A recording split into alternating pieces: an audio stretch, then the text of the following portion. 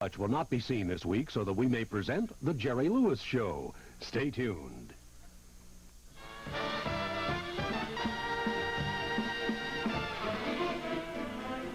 From Hollywood, it's The Jerry Lewis Show with Lou Brown and the band and Jerry's special guests, Carol Burnett and Joe Piscopo. Also from Hollywood, hi. My name is Jimmy Stewart, yeah. And I'd like to present to the star of the show a very good friend of mine who's a great director, and he sings Rockabye Baby. Well, I mean, he's tall and he makes movies. He made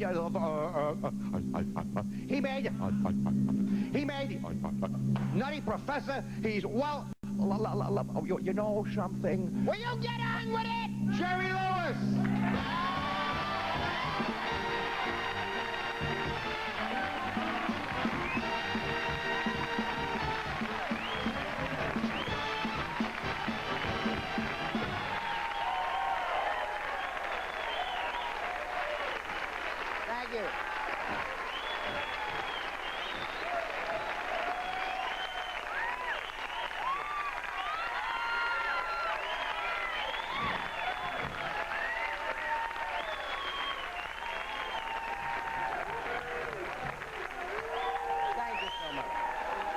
Thank you. Thank you very, very kindly. That's a very lovely reception, and I bid you a pleasant good evening, and I'm delighted that you could all be with us. We're doing a show, and it's fun, and it's terrific. We have marvelous people. Needless to say, you've already met the Rubber Room, Charlie Callas, and you will meet some lovely people on our show tonight. I'm sure that you people are just as involved with what's happening in the medium today as I am. And I have some favorite things that are going on, as opposed to some things that somewhat trouble me and put my head into a traumatic kind of an uncertainty. Let me give you an example. At the beginning of every week in every newspaper, you can read what you haven't had the opportunity to really examine on television. Give you an example of what's happening here. All My Children. That's a soap, you know, during the day. It also sounds like my life. Of course, I have 6, you see. No applause, it was my pleasure.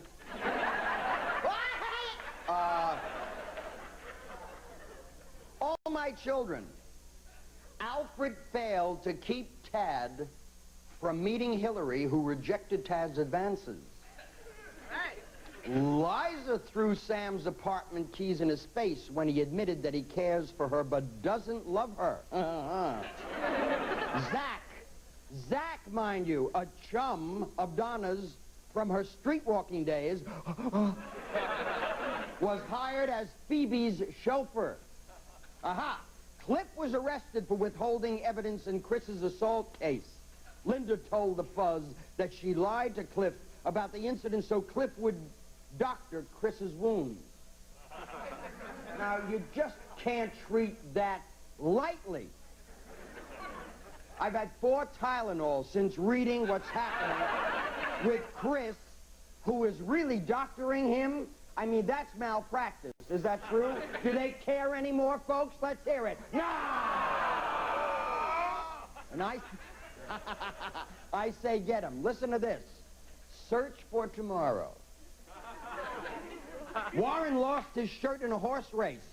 Travis gave his family emerald jewels from Indonesia. I can't believe it. Kristen's preoccupation with Warren's problems ruptured her marriage to Brian. Can you see her with a truss?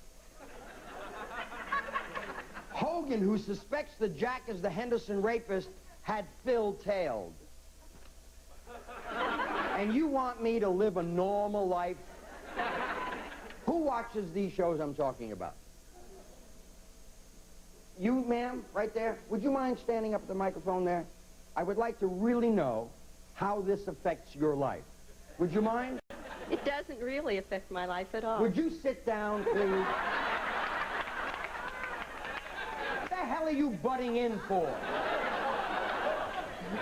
You know I'm serious.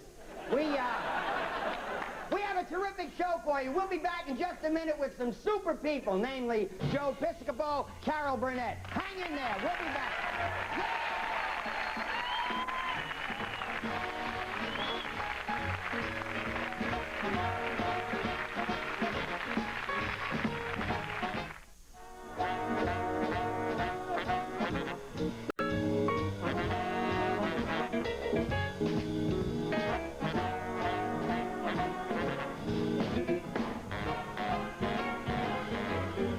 I would like you to know something.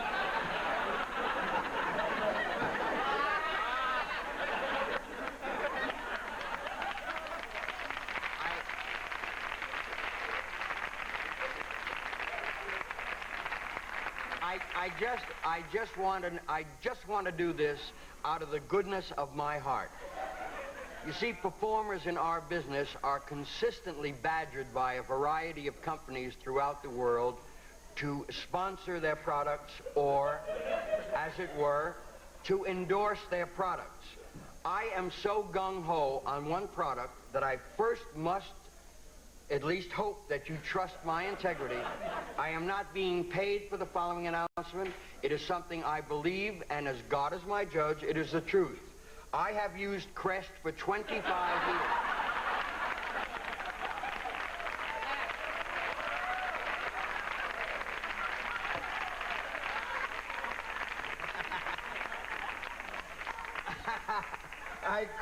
I couldn't resist it. I would like to introduce to you a gentleman who I am very, very fortunate to call my friend. I am equally as fortunate to have him on our program because you just don't get the likes of this talent every day in the week, Mr. Charlie Callas. Ladies and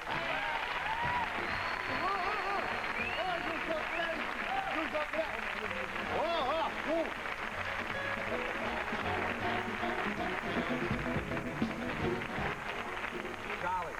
Yes, good evening, Jerry. It's a pleasure to see you here. Wow!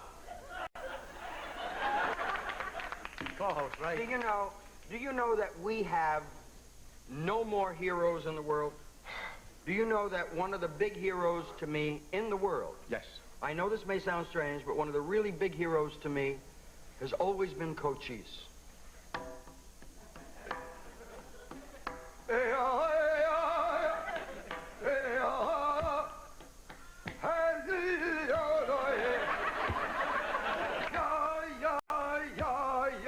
Staying alive, staying alive.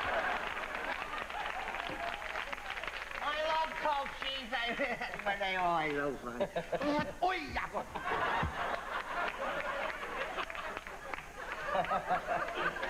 Oh, jeez.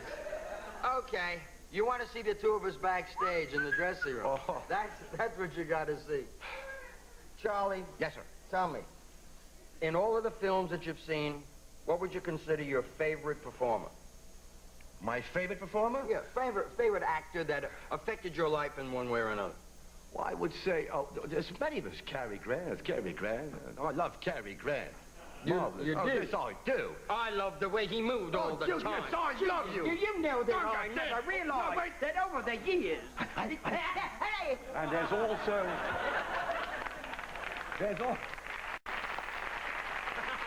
Oh, I feel so idiotic.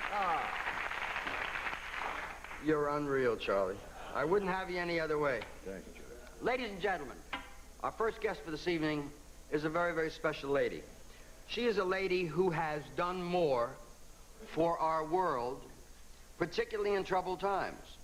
She's done more for the world in so many ways that it would be ludicrous on my part to try to expound on all of those ways. I can only tell you that she is a giant and a great champion of humanity because of the work she does. Would you join us in welcoming Miss Carol Burnett?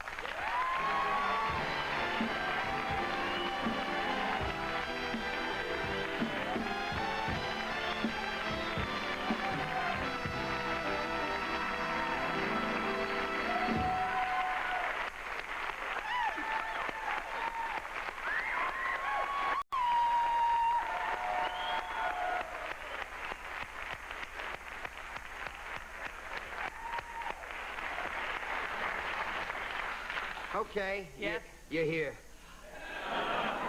Thing about, I was watching back, oh, Charlie, oh my God. I was watching you with the teeth. You can take yours out. These are here. No, those weren't real, Carol, you silly twit. No, I mean, I can't take mine out. You can take yours out. Oh. It's been a while. Wait a minute, 2, 3, 4. Got it. When you do a show like this, I have to tell this to the audience. When you do a show like this, you have a staff of people who research for you all of the elements involved in an individual's career that they truly believe will be of interest to the audience. When we began to write the Carol Burnett research, there were 3 people in my staff that have been here since last Wednesday and worked every day, and we still couldn't research it all. That's the stuff this lady has done. I got small portions of it. Categorization, the pigeonholing of a performer. I'm really curious to know what you think about that. The pigeonholing The branding of a performer, categorizing them. They are this, they are that. I think it stinks. Okay. Yeah. To explain, I'm sure the audience understands what the pigeonholing of a performer, what we're talking about, where you get started doing one thing, say singing or dancing or doing comedy or doing drama, and then they think that's all you can do. And sometimes they're right. True. But I don't think it's right to do that to any performer, because we're all, they're all two sides to the coin, and you can be funny, you can be serious, hopefully you can be funny. I have a question for you. Jay? I'm really curious. What are your feelings when somebody says, Carol, I saw 4 Seasons, or I saw Fire, the marvelous film you did. Friendly Fire. Damn it. Why Friendly don't I? Fire. Yeah, Friendly Fire. And then somebody comes over and they say, how do you do that? Because they know Carol Burnett with the Tarzan yell and the comic face and the marvelous characters. I'm really curious to know what you feel when they infer that you were either lucky to pull that off, or it's so unusual for someone that's in your slot in our business to do something that's such a departure.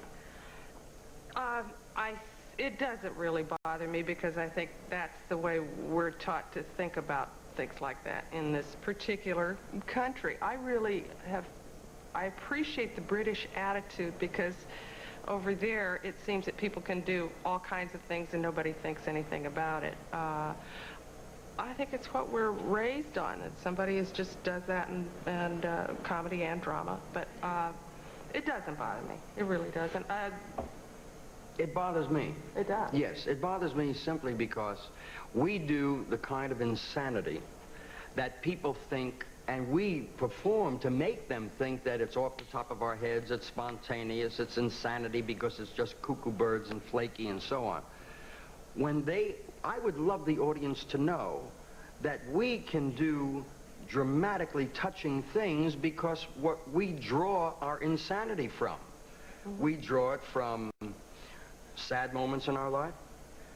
We don't draw the dramatic emphasis from sad moments. We draw the insanity from the sad moments. Is it because we look like we're having so much fun that nobody thinks it means anything to us? Yeah, sure. There's only 10 of us, you and I, that do the nonsensical things that we do in this field, and there's 20,000 qualified people that could have played Friendly Fire. This is the same person over here, Charlie. And then I met Joe Piscopo down in the green room. I mean, I just about died. I was so excited meeting him. Yeah. I watch him all the time on Saturday Night Live, and he puts me away. And I'm just, I would love to see him do a variety show. Yeah. Joe, I think he could do it. I guess what it is, sometimes you just get so possessive of people who do something that you really admire a whole lot, and I would love to see him fill the gap. I feel that there is a gap in variety. I want to ask you something when we come back. I want to ask you about, and I'll give you a chance to think about it, because I don't remember on any show ever hearing anyone talk about why are you and I so capable of being so genuinely, honestly, and sincerely in awe of performers that are in our field. I want to talk to you about that, because I know how you are, and we are very much alike in a lot of that. I'd like to discuss it. We'll be right back. Hang in there.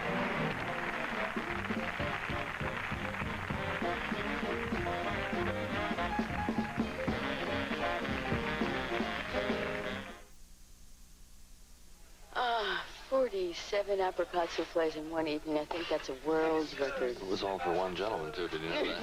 No. Courage, my dear. You were terrific. Care for a souffle? I don't think so. How about a magnum of Chateau Canadien? Oh, as always, Jacques, a perfect choice. Call me Jack. Sure. Molson Golden, from North America's oldest brewery, Molson of Canada, since 1786. Molson makes it golden. Here's to another night in the cellar. And more dough. Compare Toyota for quality, value, and price. This Toyota Camry costs less than Honda Accord, $600 less than Datsun Stanza, with more room than either of them.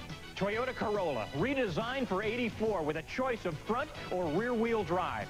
Not Chevy Cavalier, not Dodge Omni, not Plymouth Horizon, not Ford Escort. Compare quality, value, and price. It's Toyota, not the other guys. Ham and cheese on white again. Jazz it up with Sahara Pita. Feed your exotic side. Tuna fish salad with crackers again. Snazz it up with Sahara Pita. Feed your exotic side. Sahara Pita bread from Thomas's turns favorite food into fabulous food. Only 80 calories. Sahara brand's new, light, deliciously different flavor gives everyday eating Snazz, jazz, a taste of adventure. Feed your exotic side. Be a part of the special excitement as IndyCar racing roars into the Meadowlands Sunday, July 1st. Indy 500 winner Rick Mears, Tom Steva, and Mario Andretti lead a celebrity-studded array of the nation's top auto drivers in the race for a total purse of $600,000. Special group plans and youth discount tickets are still available. Get your top-of-the-action tickets for the inaugural U.S. Grand Prix at the Meadowlands July 1st. Call today 201-935-3900. Going fast at the Meadowlands.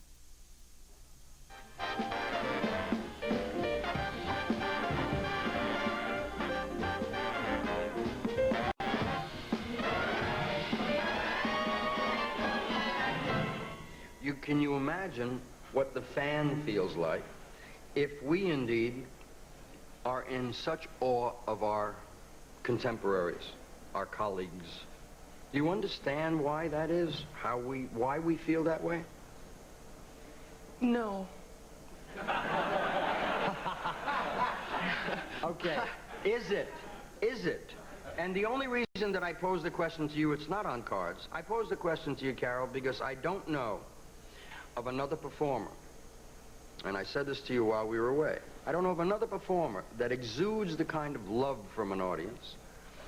What they're saying is, thank you, Carol, for the years, and thank you for the present, and thank you for touching my life. That's what you're getting.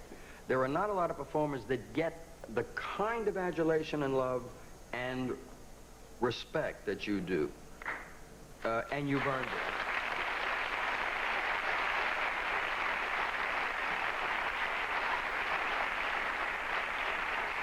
Now, for someone that gets that and feels that, and in my own humble way, I feel a great deal of that, too. I've been very lucky and blessed by years and years of affection that I've given and I've taken.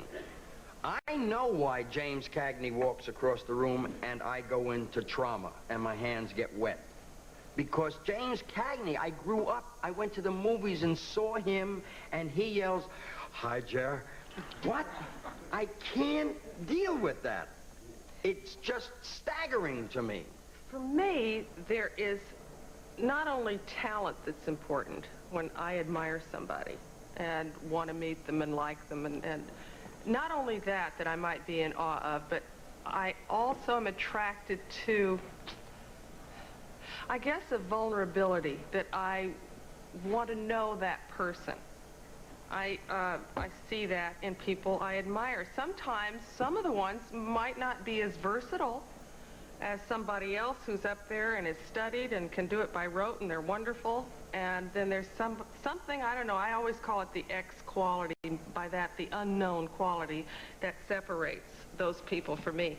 I can be totally attracted to someone, and I know it's because of that little unknown thing that makes me want to know them. And that's why there's so many wonderful performers, because not everybody feels the same way about everybody. It's a lot more difficult, I think, in comedy. I know it's sounding like we're doing this because we're in comedy, but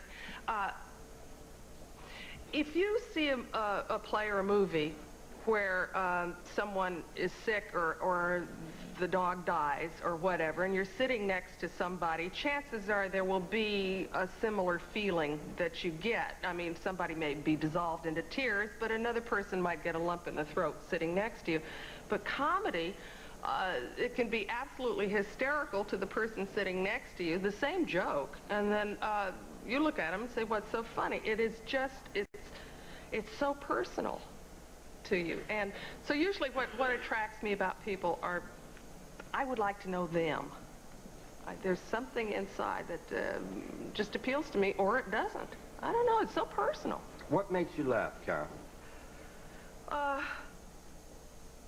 When somebody really is into a character, and I guess it's always the surprise of the situation. Okay, then. That's what a punchline is, isn't it? Or what you don't necessarily expect.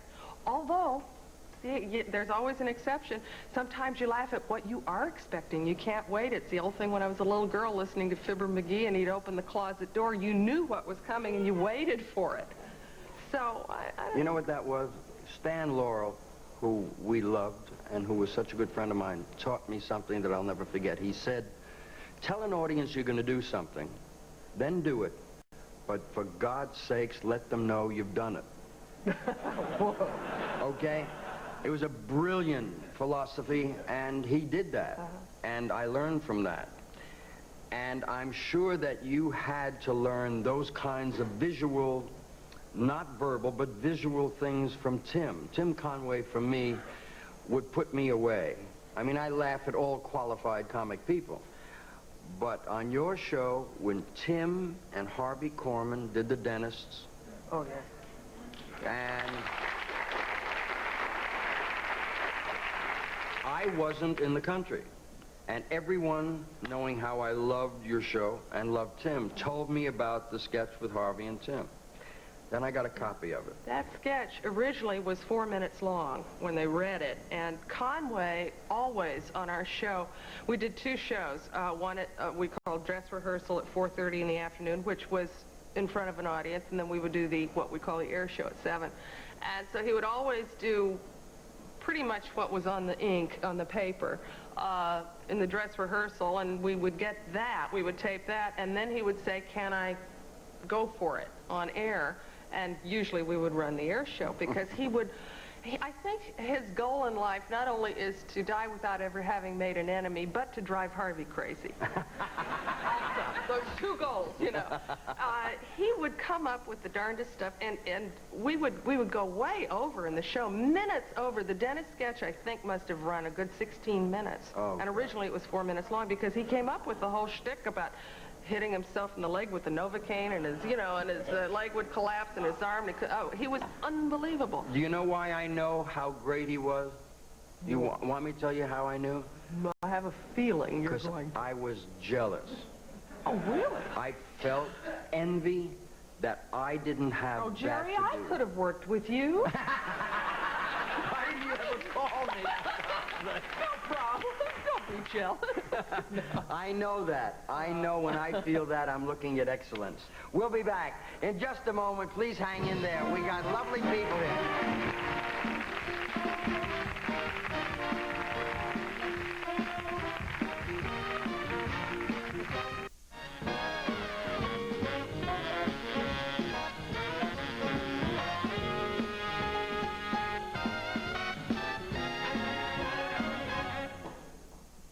Oh, hi there. We get so involved. Hi. Hi. The development of characters over the years, I would guess if I had to come up with a number, you did 975 characters Close, in 11 years. 11 years. The fact that you won 18 Emmys, 5 for yourself, 900 characters, there has to be a favorite. Eunice. Eunice.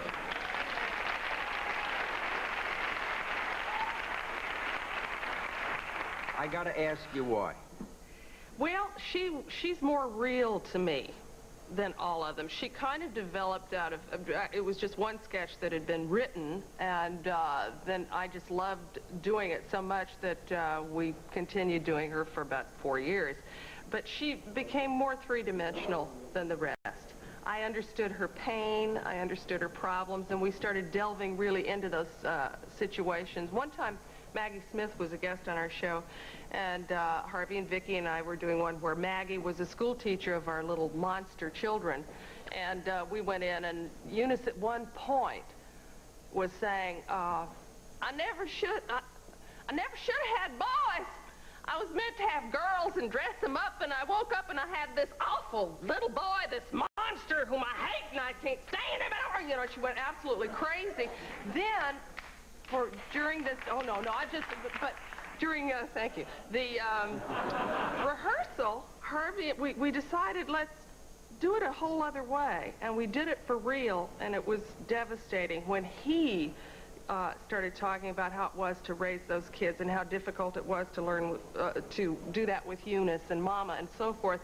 It was the writing that was so good, and it just changed when we would read it differently. And so I liked it because it was more real. There weren't any jokes in it, per se, and I enjoyed doing that. And she was pitiful, and yet you could understand what was wrong with her, I think. Yeah. And you had a chance to really be strong with her, a strong character. Do you ever feel, because I'm a very quiet person. I know. Normally, and I'm scared to death now, as you can see. But it was always good to do those for me because I could let out a lot of stuff and be somebody else. It was a heaven week when I could do Charo. Yeah. Oh, it was a great week when I could do Nora Desmond or Eunice or even do the Tarzan yell because I tend to sit on things, you know. So now that I don't have the show, I do the yell about every, 3 times a week. It helps. I'm asking for it, aren't I? Go ahead, Carol. Let her rip. All right. It's cheaper than going to a therapist. Okay. I haven't done it in ages.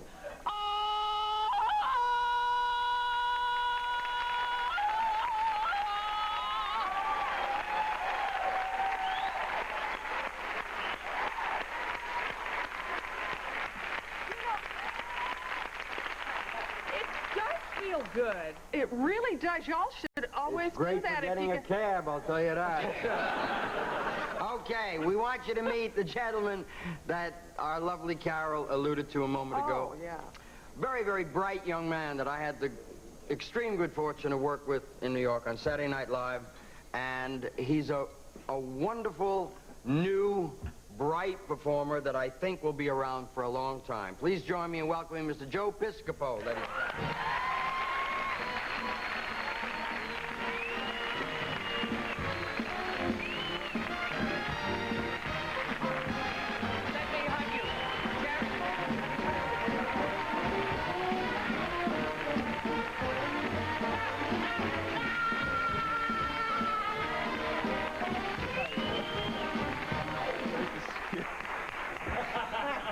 So anyway, intellectually speaking, I think that comedy does have its strong points. How you doing?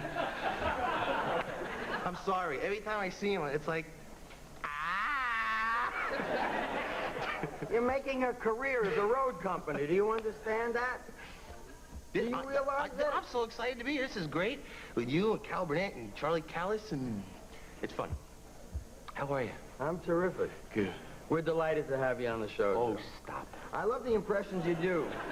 I love the impressions you do, but what I don't understand is the patience that you have in makeup. See, I've never had that. I've never had the patience to sit with the kind of interminable time. I mean, overbearing. I can't deal with it. I guess your characters never really required a lot of prosthetics or anything like that, right? No. Don't get smart. No, I wasn't. I was dead serious when I said In other words, what I got is enough prosthetic. Is that what you're saying? No, I really... How'd you like an 8x10 glossy photograph of yourself with a scar right on your ass? Jerry, I was... Right on your neck. 2, 3, 4. I was dead serious. What I meant was, when we did Julius Kelp, for example, the Nutty Professor. Yeah. No, I did a little teeth action. But in order for me to do some of the characters, I got to use some latex, which is rubber pieces on face. And yeah, it does take a lot of time. What about a quick character that you don't really, you're not at the mercy of makeup per se, like Donahue? Well, Donahue, you could kind of defend. The thing about Phil Donahue that gets me is what you have to keep in mind when you do him. He's not really a talk show host. He's like a dancer. It's like Phil Donahue. Wait, do you mind if I do? I got some stuff over here that I bought. Wait a minute. Phil Donahue is like the Baryshnikov of talk show hosts. It's like...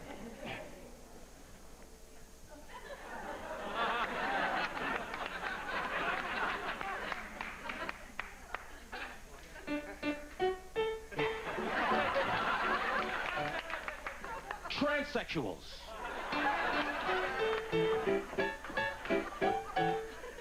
Homosexuals. Questions?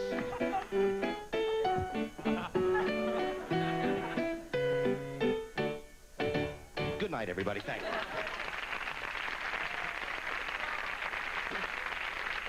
The thing about Phil Donahue is so rude, he turns his back on the audience when he says goodbye. You ever notice that? It's like, goodbye, everybody. You know? It's great. And he just bought some props. That's good. Totally get into the essence of the person. The essence? Essence. The essence. You get inside. You really were him then.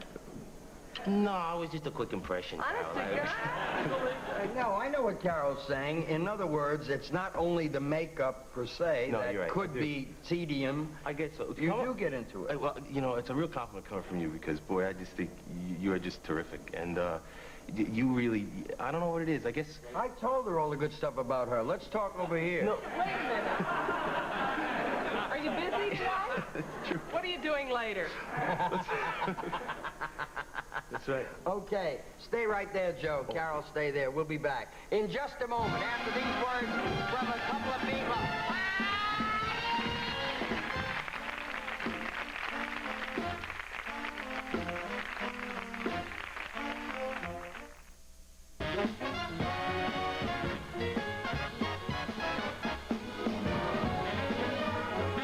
Ladies and gentlemen, our next guest is reputed to be the most intelligent man in the world. He has an IQ of 495, 4 PhDs, and 9 doctorates. He studies in a far-off Tibetan monastery, and once a year comes down to share his knowledge with the rest of the world. He is our very special guest tonight, so let's please welcome Professor Julius Sumner Bransburg.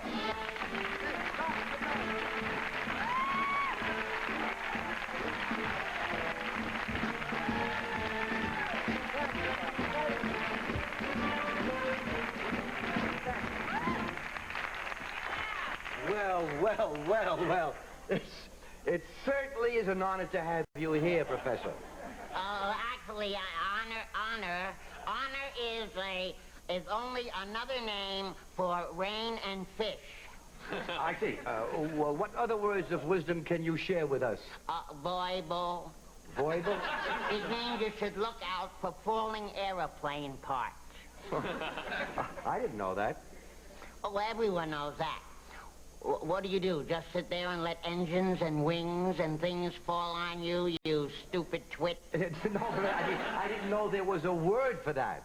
What word? Voible. What's it?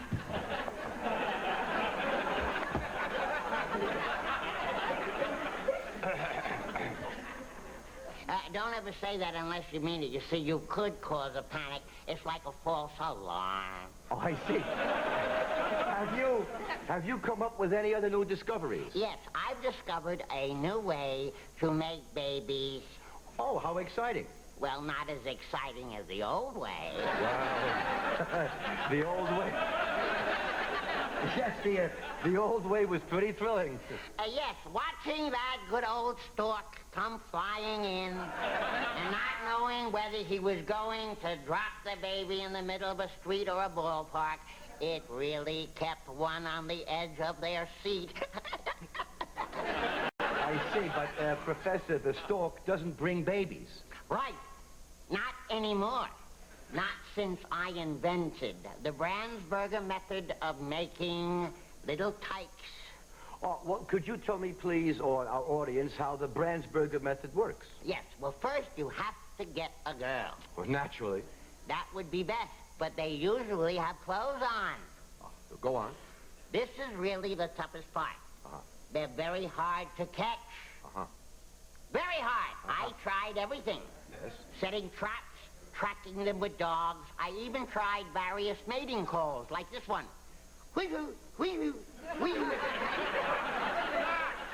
And this one is very good. Whee, whee. And I really had good luck with this one. Come here!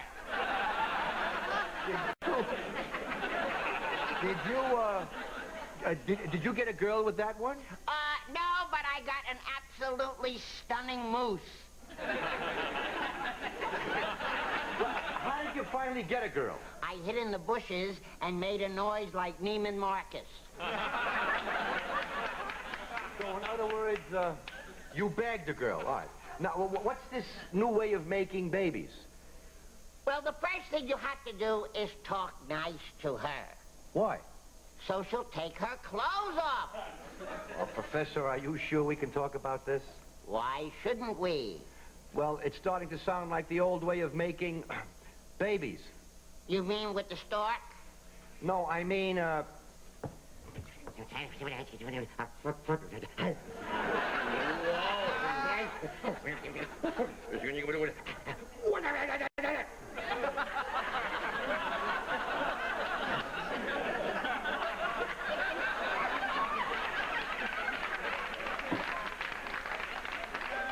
old way, you know. Oh, that's the same as my way. How did you find out about that? Well, people have been making babies the same way since the beginning of time. Wouldn't you think they'd tell somebody? Where do people usually do this?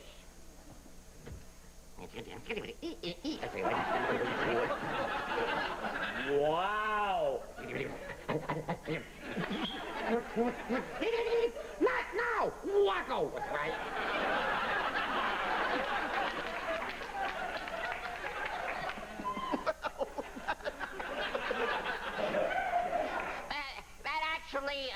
It's actually, all of those beat my way standing up in a tree. Oh, I see. Well, Professor Bransburg, we've certainly enjoyed having you here. Would you favor us by coming back next year? Absolutely, and I hope to have developed my new method for ending wars. Can you give us a little sneak preview of what you're working on? Yes, surely. It's called yelling. Yelling? How does that work? Well, suppose you're the head of one country and I'm the head of another, and you want to invade my country. Yes? Well, we just stand at the border facing each other like this. Yeah. Stay out of my country! You can't come over here, Jack! You have no right to start trouble! We have a happy country, people! We'll be right back after these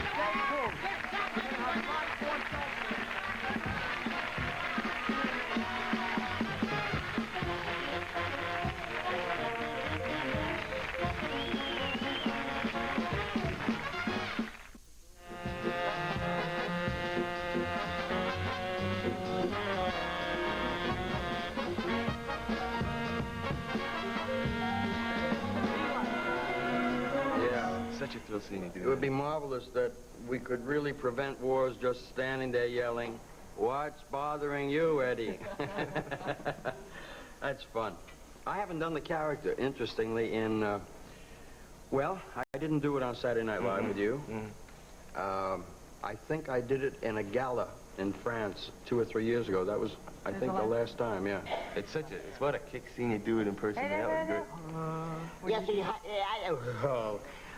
I love him. I met him on a train. We were on a train while I was writing Nutty Professor with Bill Richmond. You met a guy like Julius Kelp? You thought was a guy? Guy came over to Bill and I and some of the staff and said, Are you, excuse me, but are you show folk? And I heard this, and I ran like a rocket to my stateroom to get a tape recorder. Oh, that's unbelievable. And he was one of those, I'm with Kimkid Ball Bearing Company out of Pittsburgh.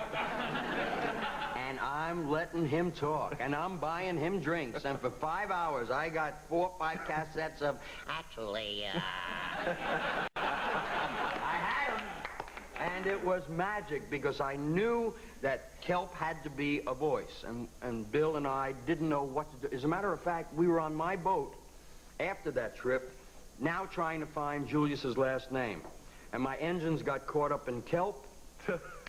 So between yes and Kelp, we had it made. Okay, let me digress. Joe Piscopo has a clip from Saturday Night Live that we would like to share with you. We saw it yesterday, and it's just marvelous. Please watch the screens in the studio and see a young, talented man at work. Okay, Arthur?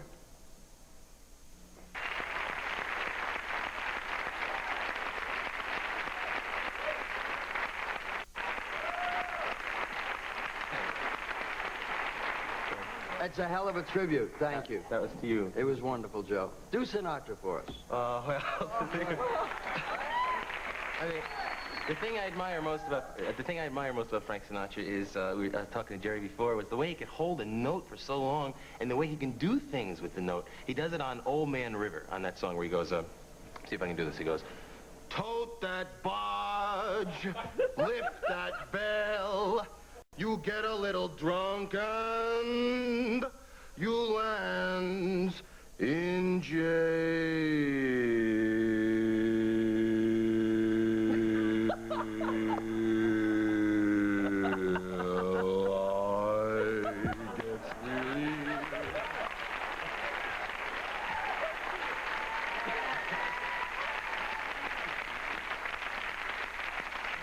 Now you told Jerry, you told me he doesn't mind. No, Frank loves it. Are you kidding? He loves it. He is one of the most marvelous audiences that I've ever known, and I have known Frank for 40 years.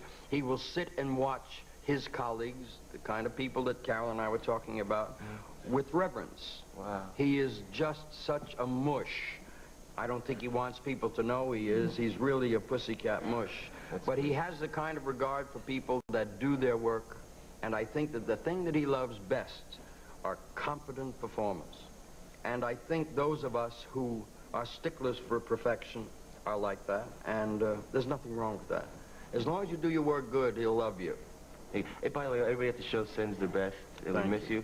And when you coming out? Put her on the spot. Don't put her on the spot. We'll be back in just a moment after these words from a couple of good people out there that are selling something or other.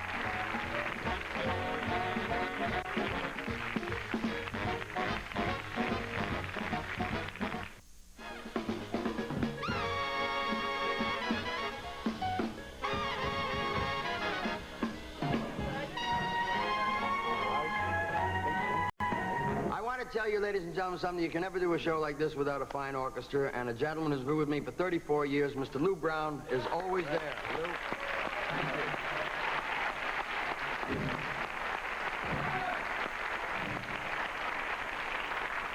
And I must reiterate that your show will only be as good as the people that you have on that show. I am a very, very fortunate man, and I count my blessings every day because I have some lovely friends. And the kind of people that we presented tonight make any show pretty super. Miss Carol Burnett, Mr. Joe Piscopo, we thank you so much. Thank you all. Have a pleasant night. Good night, everybody. Guests of the Jerry Lou Show stayed at the Sheraton Premier, Los Angeles' most distinguished hotel, where you'll enjoy the pleasure of premier living.